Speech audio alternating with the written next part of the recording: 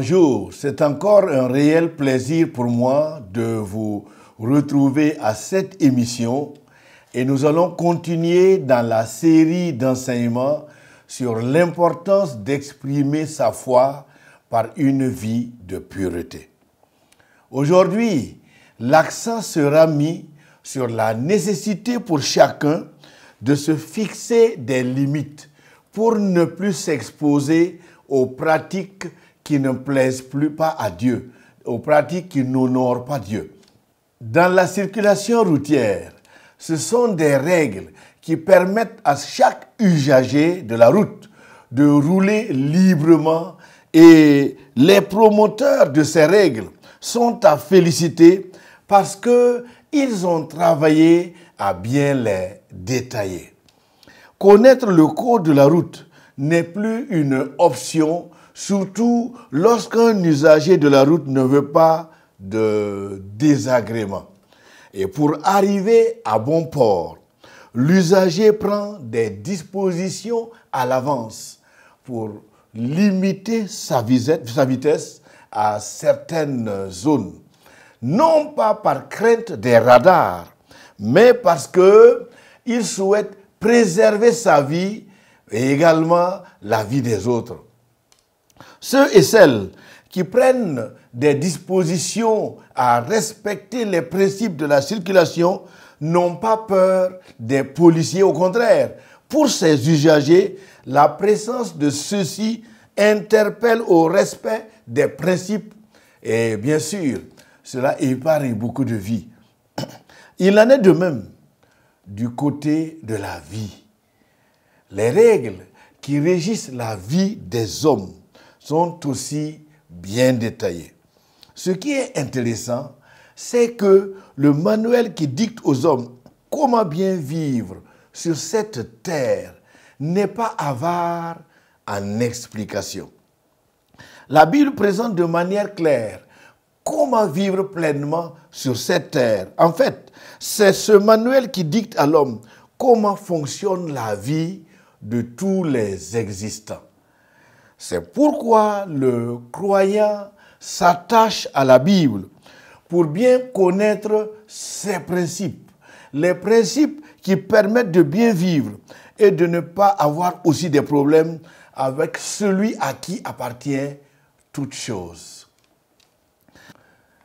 Il est alors de la responsabilité de chaque croyant de se fixer des limites, tout comme nous nous fixons des limites avant de voyager ou de sortir circuler.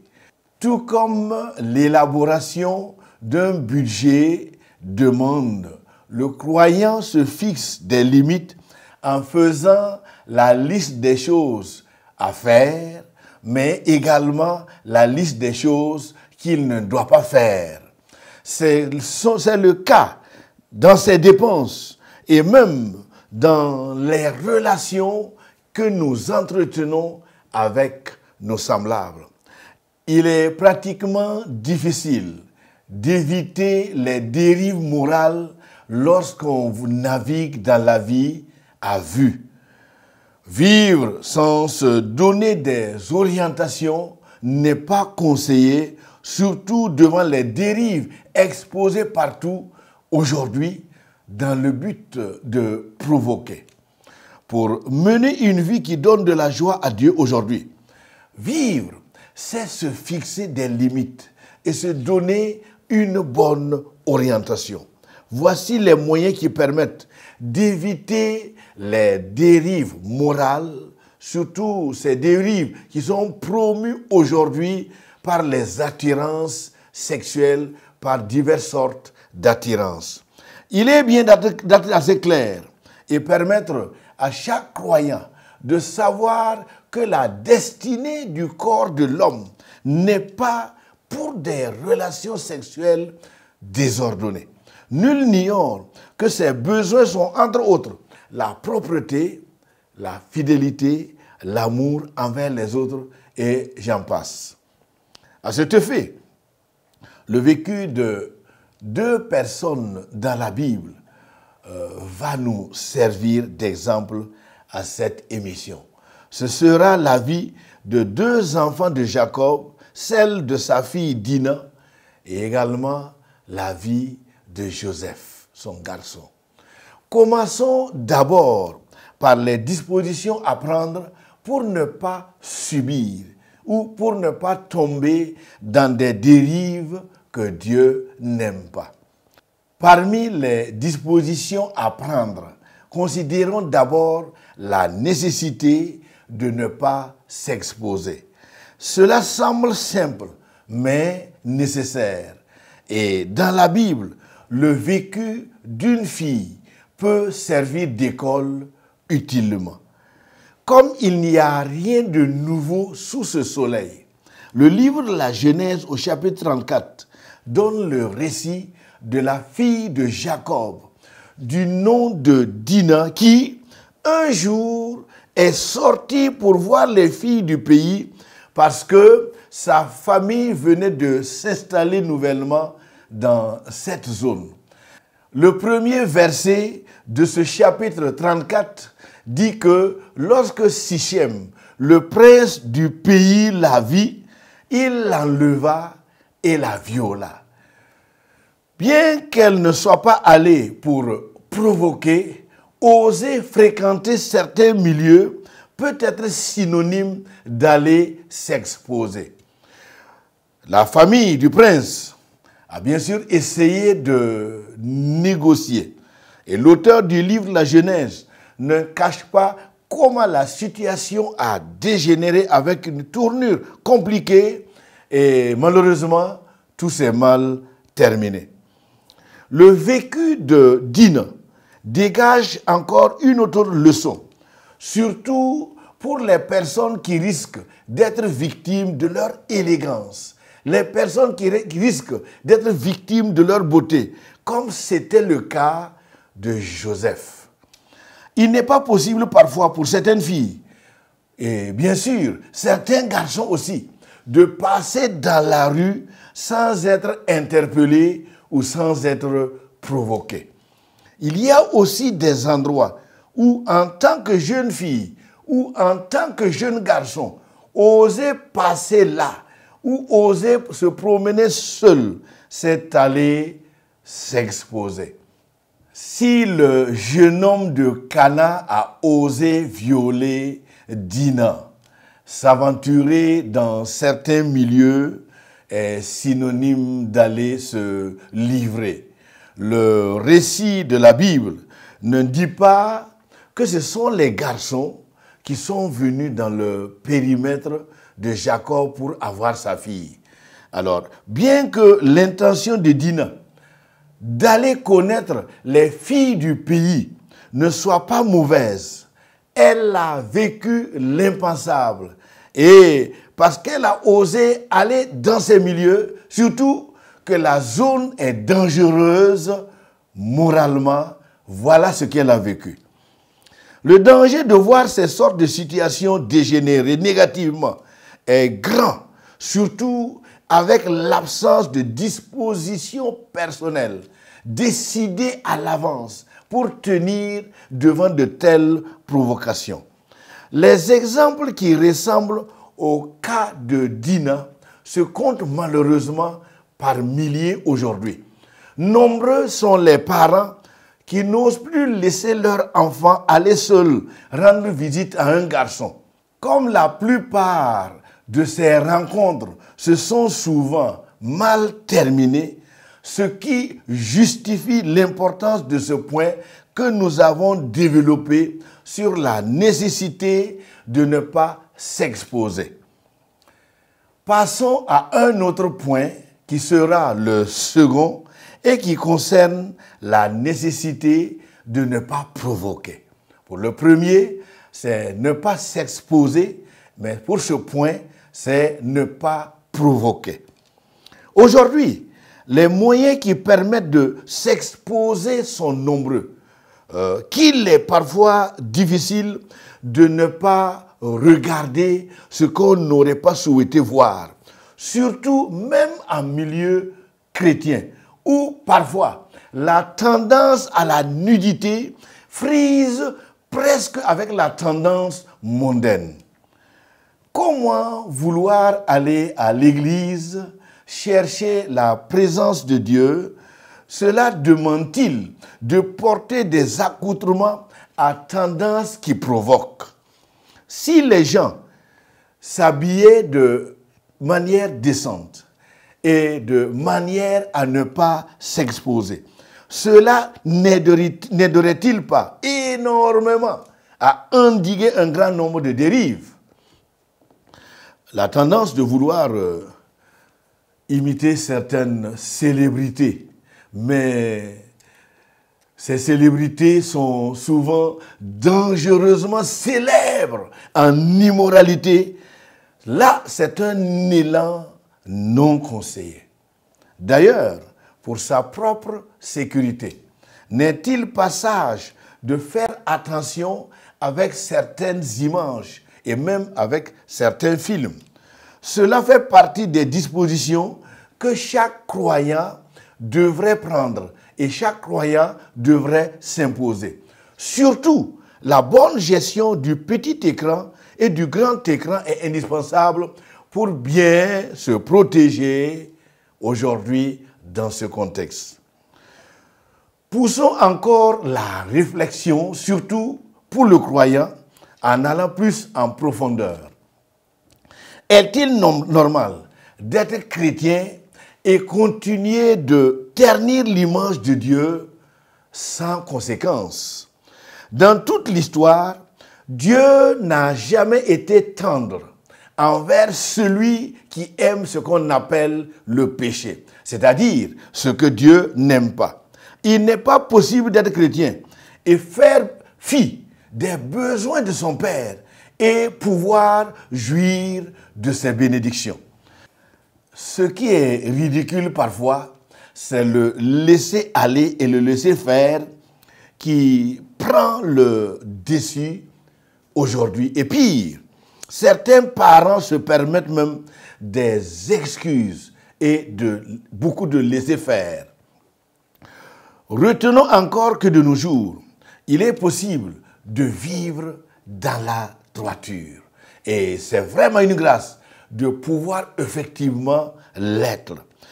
Que ce soit dans l'ancienne alliance comme dans le nouveau, le croyant exprime la qualité de sa foi par sa manière de vivre, par la pureté de vie. Et Joseph l'a exprimé avec force par sa fuite devant une dame qui, du stade des provocations, elle est allée au stade du forcing. Le récit dit que face au refus de Joseph de céder à ses avances, c'est finalement son manteau qui est resté entre les mains de cette dame. Parce que, bien sûr, arraché de force. Pour donc ne pas provoquer et pour ne pas s'exposer au péché, qu'est-ce qu'une fille aujourd'hui ou qu'est-ce qu'un garçon peut-il faire? La fuite de Joseph face aux tentatives de l'épouse de son maître est un modèle de fuite qui, bien sûr, ne se démode jamais. Si ce même Joseph, fils de Jacob, avait la possibilité de revenir dans notre contexte aujourd'hui, lui qui avait refusé les avances de la femme de son maître, quel conseil donnerait-il aux jeunes de notre génération? Effectivement, le chapitre 39 du livre de la Genèse donne un récit complet sur le vécu de Joseph, convoité par la femme de son patron pour sa jeunesse, convoité par la femme de son patron pour sa beauté. Après plusieurs tentatives, que reste-t-il à faire? Fatiguée de ces tentatives vaines de séduction, elle opta finalement pour le corps à corps. Dans la capacité de Joseph à ne pas céder aux avances de la femme, deux leçons célèbres se dégagent au verset 9 et la deuxième leçon au verset 12 du livre de la Genèse, chapitre 39. Lorsque la femme de son maître porta les yeux sur Joseph et face à son refus, Voici sa réponse à la femme. Comment ferais-je un aussi grand mal et pécherais-je contre Dieu? Cette parole de Joseph reste pour nous une leçon célèbre parce que sa réponse permet de voir la crainte de Dieu dans sa vie et le respect qu'il avait pour Dieu. Mais obstiné et aveuglé par ses désirs, tout ce que disait Joseph tombait que dans des oreilles sourdes. Et finalement, la fuite est l'option de Joseph en réponse au forcing de cette femme. Cette fuite est une leçon donc qui reste célèbre dans toutes les générations. Pour certaines personnes, surtout dans notre modernité, on dira à Joseph qu'il est démodé avec sa morale. Mais à la lumière de la parole de Dieu, il se classe dans les rangs des braves qui font le choix de la pureté. Fuir est le mot qui dit tout sur les décisions à prendre à toutes les fois lorsque le croyant fait face à ces sortes de tentatives de déstabilisation de leur foi. Fuir, c'est aussi l'action nécessaire pour ne pas subir ce que la perversion actuelle tente d'imposer à certaines personnes, tente de nous imposer. Fuir et ne pas se laisser empêtrer de manière forcée est ce qui est encouragé. Surtout qu'aujourd'hui, ce qui se passe ou ce qui se fait dans les écrans et dans notre entourage est pour imposer des pratiques, bien sûr, loin du recommandable. Son mari était absent, probablement pour le boulot ou autre activité. Et cette dame a suivi Joseph de près jusqu'à le saisir.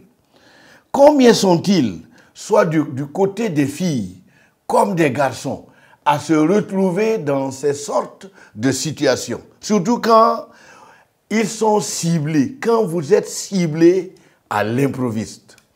Combien sont-ils des innocents et des innocentes qui se voient imposer des pratiques inacceptables?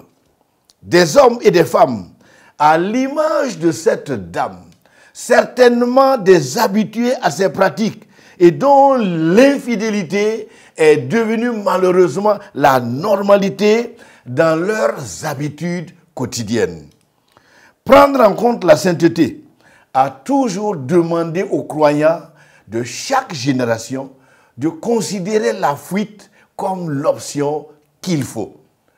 Pour préserver sa foi et développer une relation d'intimité avec Dieu aujourd'hui, rester et croire pouvoir résister n'est plus recommandé. Tous ceux et celles qui ont essayé cette option ont pour la plupart cédé. Comme Joseph avait abandonné son manteau par lequel il était retenu. La fuite était la seule option qui est toujours recommandée. Dans sa lettre aux croyants de l'église de la ville de Corinthe, Paul enjoignait les chrétiens de manière directe, leur demandant de fuir les relations sexuelles hors mariage. Nous pensons qu'il serait bien de lire ensemble ce qu'il dit ici au chapitre 6 et les versets 18, verset 19 et le verset 20 de son écrit. Lisons. Fuyez l'immoralité sexuelle. Tout autre péché qu'un homme commet est extérieur à son corps. Mais celui qui se livre à l'immoralité sexuelle pêche contre son propre corps. Ne le savez-vous pas? Votre corps est le temple du Saint-Esprit qui est en vous et que vous avez reçu de Dieu. Vous ne vous appartenez plus à vous-même, car vous avez été rachetés à un grand prix. Rendez donc gloire à Dieu dans votre corps et dans votre esprit qui appartiennent à Dieu. Dans son adresse à ses croyants, Paul revient sur la fuite, qui est une idée développée au tout début. La fuite de Joseph devant cette femme est la bonne action qui sert de leçon. Si un croyant veut développer une relation forte avec son maître, une bonne relation avec le Seigneur Jésus. Passons au point numéro 4, qui va concerner les conséquences, c'est-à-dire ce que fait l'absence de la pureté de vie d'une personne. À ce point, 2 volets vont constituer l'essentiel de notre développement. Nous verrons d'abord ce que fait l'impureté sexuelle dans la vie du croyant et ensuite, nous verrons aussi les évidences des conséquences de l'infidélité, mais également de l'adultère. Commençons en reconnaissant d'emblée que l'impureté sexuelle est un mal très grave, puisqu'elle dissipe premièrement un élément très important dans la vie du croyant. Et cet élément, c'est quoi? C'est la crainte de Dieu. D'ailleurs, n'est-elle pas à la base de l'équilibre moral et spirituel de chaque croyant? Mettre seulement en exergue le fait de connaître une satisfaction de quelques minutes, une satisfaction de quelques instants, c'est oublier un fait assez grave. Il n'y a pratiquement pas d'infidélité dans le mariage ou d'actes sexuels hors mariage sans conséquence. Pourquoi se laisser emporter par un ou des actes qui ne font que boucher les canaux qui devraient nous apporter les bénédictions de Dieu? Pourquoi s'enliser dans des pratiques qui, au lieu de permettre d'élargir les limites de notre expansion dans divers domaines, cette pratique va malheureusement rétrécir et limiter notre champ d'action? Venons maintenant au volet 2, toujours de ce point 4, maintenant sur les conséquences de l'infidélité et de l'adultère. Disons d'abord sans détour que ce sont des mots qui font perdre à une personne, qu'elle soit chrétienne ou pas, la capacité d'agir de manière raisonnable. En d'autres termes, la sagesse et le bon sens disent toujours au revoir à celui ou celle qui nourrit de telles pratiques. Observons bien autour de nous. Là où le sens de la pureté s'est émoussé, là aussi dominent des pratiques qui se classent dans le lot des bassesses. Et pas seulement ces comportements qui rabaissent, mais des raisonnements qui sont à la limite de l'acceptable aussi. Difficile d'amener ces sortes de personnes à reconnaître la gravité de leurs actes. Ceci n'explique-t-il pas pourquoi, dans le passé, le clan ne pouvait jamais confier des secrets ou des responsabilités à toute personne dont la moralité se porte mal. Parce que son bon sens se voit réduit et à cause, bien sûr, de son amour pour des pratiques loin du recommandable, le clan le relègue vite au second rang du fait qu'il devient une source de vulnérabilité. Ce n'est d'ailleurs pas un secret pour personne que lorsque l'ennemi veut avoir des informations sur le clan adverse, passer par ces hommes ou ces femmes qui sont légers en moralité est l'option facile. Toujours sur ce point qui concerne les conséquences de l'absence de la pureté dans la vie d'une personne, ajoutons que la perte de la grâce de Dieu, c'est-à-dire la non-activation des faveurs de Dieu, est un sérieux mal qui mine la vie d'un grand nombre de personnes qui se disent bien sûr croyants. Avant de conclure cette émission, disons que l'infidélité et l'adultère ont toujours été des péchés qui bouchent les canaux qui apportent les bénédictions de Dieu. S'il faut être honnête avec soi, les réussites que plusieurs d'entre nous ont engrangées jusque-là sont le résultat de la faveur de Dieu. Le nom de Samson peut se positionner ici, puisque non seulement il était réputé par ses refus à obéir à ses parents et à Dieu, et du fait d'avoir aussi balayé du revers de la main les principes qui permettent de puiser les faveurs de Dieu. La perte du bon sens avait amené Samson dans des dérives graves. Ses choix se portaient toujours sur des choses et des habitudes que Dieu n'aime pas. Par exemple, l'absence de conséquences immédiates après avoir mangé le miel qu'il a pris dans la carcasse d'un lion l'a fait croire qu'il pouvait alors se permettre de tout sans conséquences.